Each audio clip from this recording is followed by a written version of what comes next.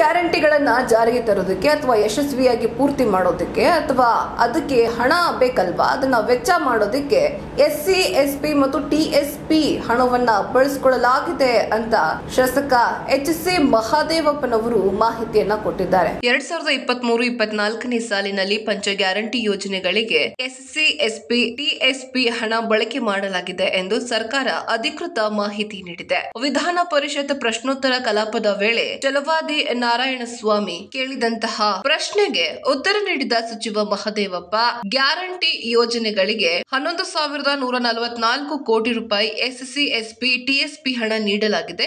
ಇದರಲ್ಲಿ 6,162 ಕೋಟಿ ರೂಪಾಯಿ SC, SP, TSP ಹಣ ಖರ್ಚು ಮಾಡಲಾಗಿದೆ. ಇದರಲ್ಲಿ SC, SP ಹಣ 4,281.91 ಕೋಟಿ ರೂಪಾಯಿ ಬಳಕೆ ಮಾಡಲಾಗಿದೆ. TSP ಹಣ 1,880.11 ಕೋಟಿ ರೂಪಾಯಿ ಬಳಕೆ ಮಾಡಲಾಗಿದೆ ಎಂದಿದ್ದಾರೆ.